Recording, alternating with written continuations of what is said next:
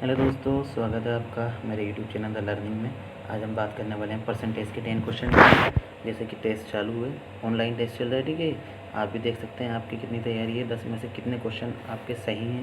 पूरा वीडियो को देखें और कमेंट करें कितने क्वेश्चन आपके सही हैं। जैसे कि पहला क्वेश्चन हम कर रहे हैं कि 600 छात्रों में से 440 लड़कियाँ हैं, तो लड़कियों का प्रतिशत ज्ञात करो। सिंपल सी बात है, 600 कितने हैं, 600 छात्र हैं और 240 लड़के हैं, तो कितने हो जाएंगे, लगभग 360 लड़कियाँ हो जाएंगी। लड़कियों का प्रतिशत जो है 360 है।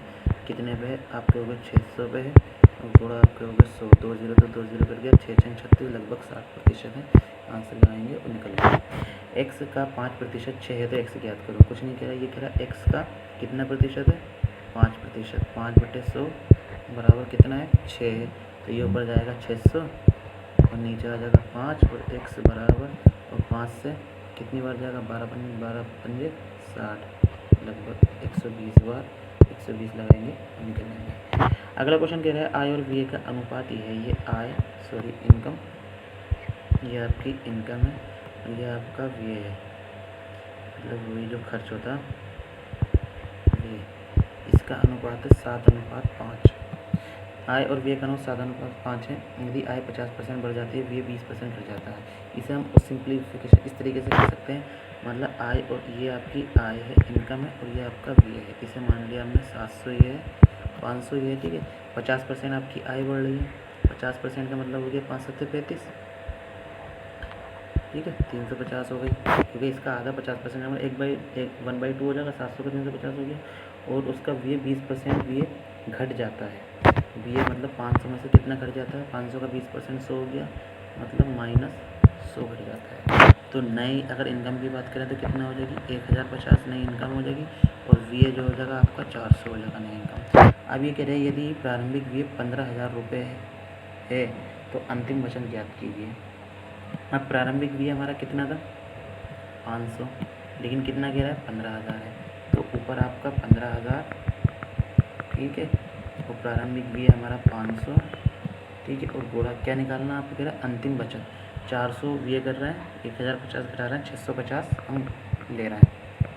650 करके 2 जीरो से 2 जीरो के 5 3 15, लगभग 30 कह सकते हैं आपकी। 650 गुणा 30, तो 0 का 0 आ गया, 30 था, 1 0 और आ गया, और 3 पंजे 15 का 5, 3 6 18 और 1 19, 1950 इसका राइट आंसर हो जाएगा, ठीक है।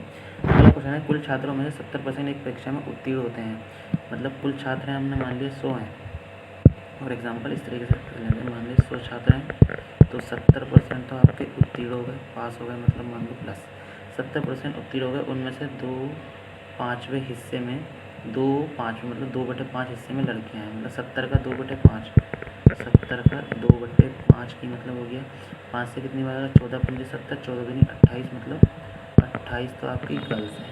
तो बॉय कितने हो गए, तो बॉयज़ हो गए आपके 42 समथिंग, ठीक है, ये हो गए बॉयज़। 100 माना है। यदि विद्यालय में कुल छात्रों की संख्या 4800 मानी कितनी है, 100 है, तो आपको हो गई 4800 की वैल्यू कितनी हो गई, 100, ठीक है। तो परीक्षा में उत्तीर्ण होने वाले लड़कों की संख्या कितनी है, 42, ये 42 हो गई, तो 100 से 100 जो 42 × 48 इसका आंसर होगा। आप कैसे गुणा कर सकते हैं इसके लिए, अगर आप 42 × 48, 4 दूनी 8 दूनी 16, 8 चौक 32 और 2 चौक के 8, 40 और 1 41, 4 चौक 16 और 4 20, 2016। एक परीक्षा में उत्तीर्ण होने के लिए 40% अंक आवश्यक हैं। एक परीक्षार्थी ने 120 अंक प्राप्त किए। कहने का मतलब है, आप कह रहे हैं 40% तो आपको आवश्यक हैं, ठीक है। 120 उसने प्राप्त कर लिए हैं आपके, और 80 अंकों से उत्तीर्ण हो गए, यानी उत्तीर्ण करने के लिए 80 और जोड़ोगे, यानी ये क्या है, 200, और ये 200 किसकी वैल्यू है, 40% की, ठीक है। तो परीक्षा में कुल अंक कितना होते हैं, 100% होते हैं। 10 से 10 कट गया, 4 से 5, लगभग 1% की वैल्यू 5 हो गई, 100% की वैल्यू 5 हो गई। ऑप्शन 4 आगे चलेंगे। यदि रमेश पर कर में 20% की कमी कर दी जाती है और उसके कारण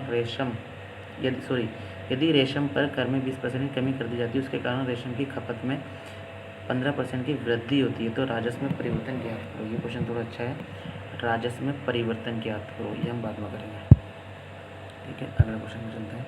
एक गांव की आबादी 5000 है और ये हर साल 2% की दर से बढ़ती है 2 साल बाद नहीं। 2% का मतलब क्या हो गया, 1/50 आप कह सकते हो, सॉरी 2% 1/50, 50 से कितनी हो रही 51, फिर 50 से कितनी हो गई 51 2 साल बाद, ठीक है।